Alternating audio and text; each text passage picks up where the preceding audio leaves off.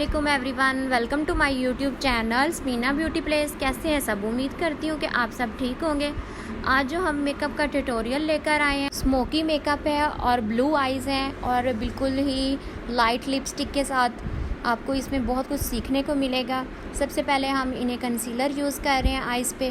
Concealer को आपने बहुत अच्छे से अपनी आइज़ पे स्प्रेड करवा लेना है। कस्टमर के या आप अपने कर रहे हैं मेकअप, फिर भी आपने बहुत अच्छे से आईब्रो को ऊपर नीचे अच्छे तरीके से आपने इसको कवर कर लेना है। जैसे जैसे आप इसको कवर करते जाएंगे, आइज़ पे लाइंस वगैरह ना हो और अच्छे से आपने ब्लेंडिंग करनी है, क्योंकि आइज़ की ब्लेंडिंग अच्छी होगी तो आपका आई शेड अच्छे से लग जाएगा।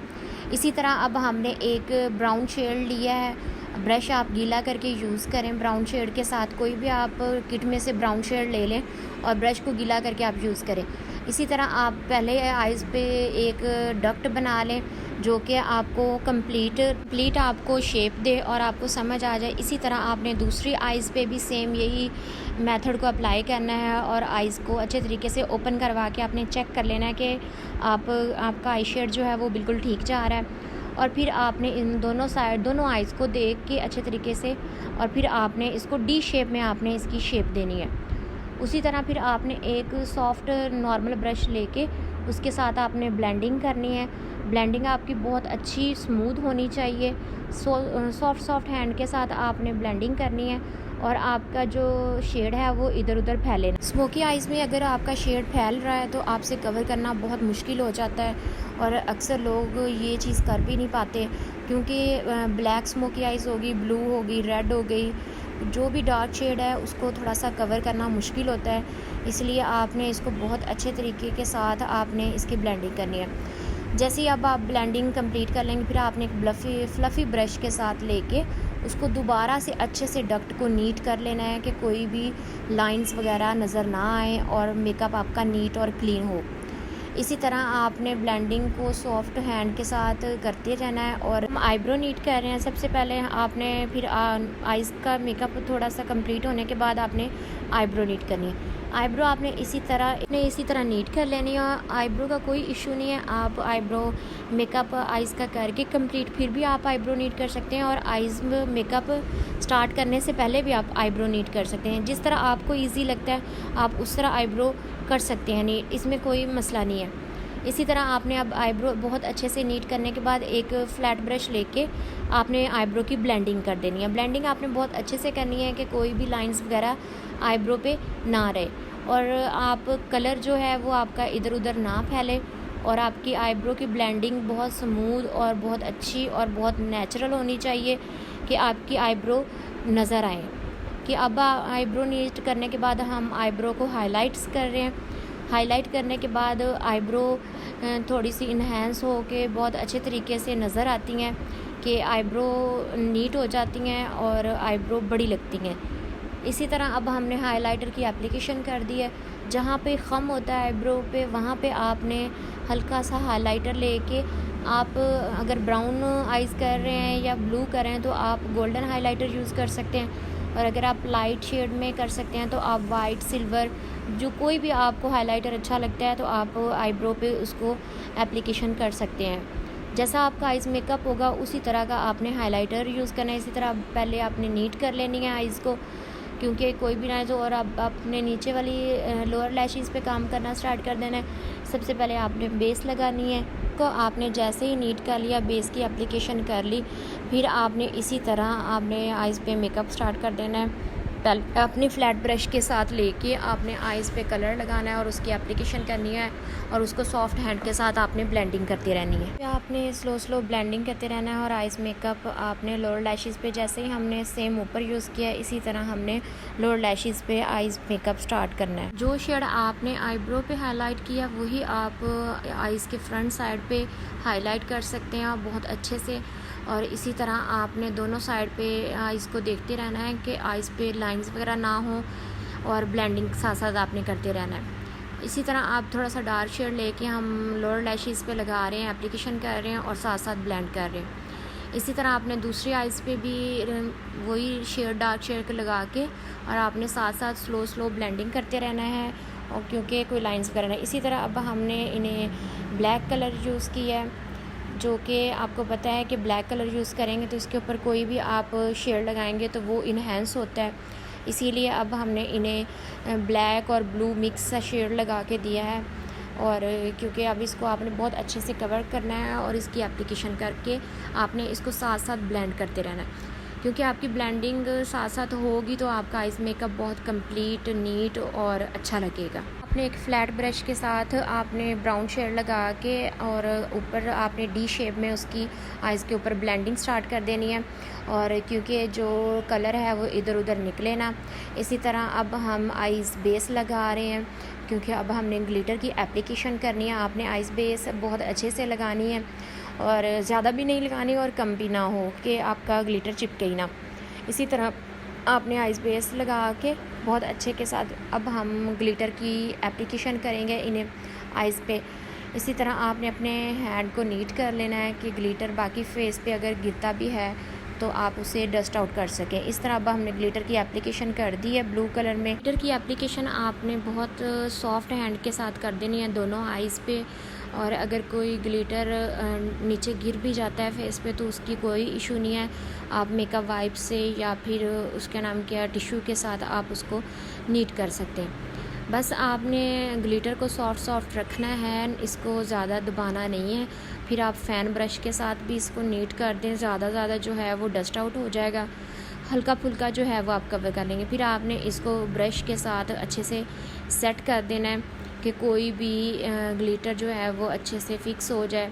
आप इसमें आइस बेस पे भी ग्लिटर की एप्लीकेशन कर सकते हैं और जो आइस ग्लिटर लगाने के लिए सीलर आते हैं आप वो भी यूज़ कर सकते हैं। एप्लीकेशन आप बहुत सॉफ्ट तरीके से करें। ग्लिटर की हमने एप्लीकेशन की तो वो ठीक नहीं थी तो फिर हमने उसे डस्ट आउट कर दिया और अब हम ग्लिटर बहुत ज़्यादा डस्ट आउट हो रहा था और फिर हमने दूसरे शेड के साथ उसको लेके चेंज कर दिया, क्योंकि बार बार अगर ऐसे होता रहेगा तो आपका मेकअप डिस्टर्ब भी हो सकता है।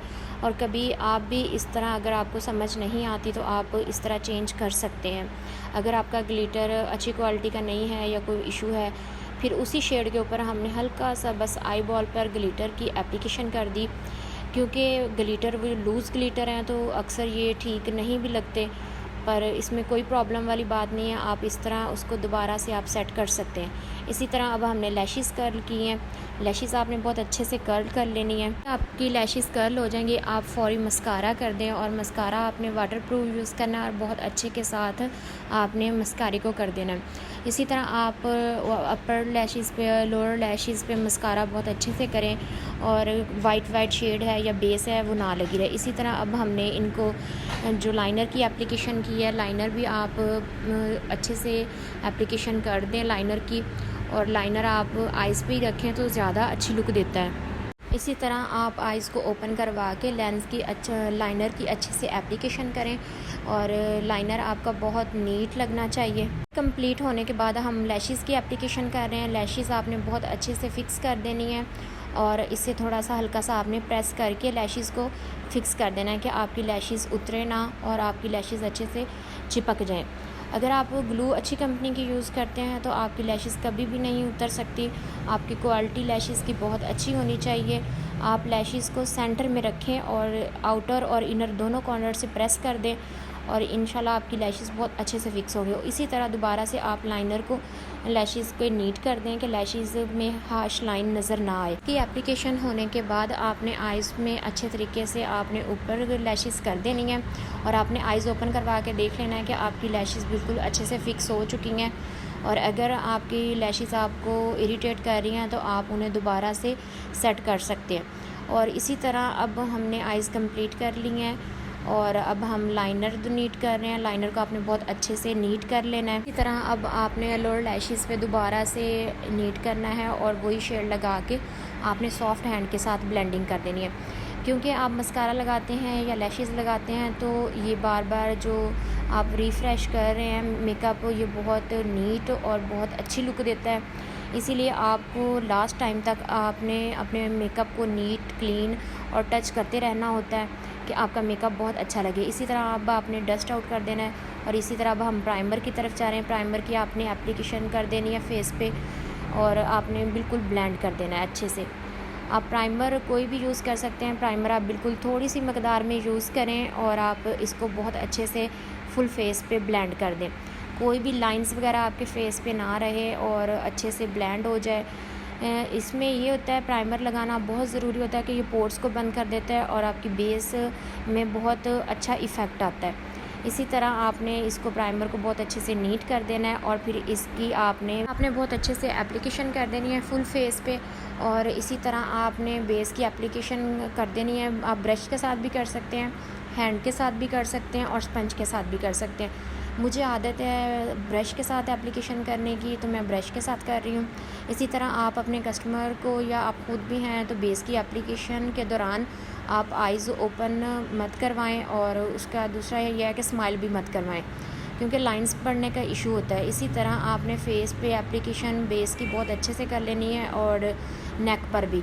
इसी तरह अब आपने स्लो बेस की एप्लीकेशन कर रही है। हम इसमें फाउंडेशन यूज़ कर रहे हैं। फाउंडेशन हम इसलिए यूज़ कर रहे हैं क्योंकि हमने अंदर काम करना होता है, एसी चल रहा होता है, ऐसी कोई प्रॉब्लम नहीं। इसी तरह आपने सॉफ्ट हैंड के साथ ब्लेंडिंग कर देनी है। फुल मेकअप में आपकी ब्लेंडिंग बहुत अहम होती है और बहुत अहम किरदार अदा करती है। इसी तरह अब आपने अच्छे से फाउंडेशन की जो हमने बेस लगाई थी उसकी एप्लीकेशन कर ली है। इसी तरह अब हम आइज़ के डार्क सर्कल जो हैं और डार्क एरिया हैं उन्हें देख रहे हैं और कवर कर रहे हैं। और इसी तरह आपने इसे ब्यूटी ब्लेंडर के साथ, स्पंज के साथ या ब्रश के साथ, जिससे आपको इजी रहता है, आप बेस की ब्लेंडिंग कर सकते हैं। इसमें कोई मसला नहीं है। आपके पास जो चीज़ है आप उसे यूज़ करें और उसी से आप अच्छा काम करें। इसी तरह अब हमने बेस की एप्लीकेशन कर ली है और अब हम लोग कॉम्पैक्ट लगा रहे हैं। कॉम्पैक्ट आपने भर के बहुत अच्छे से लगाना है।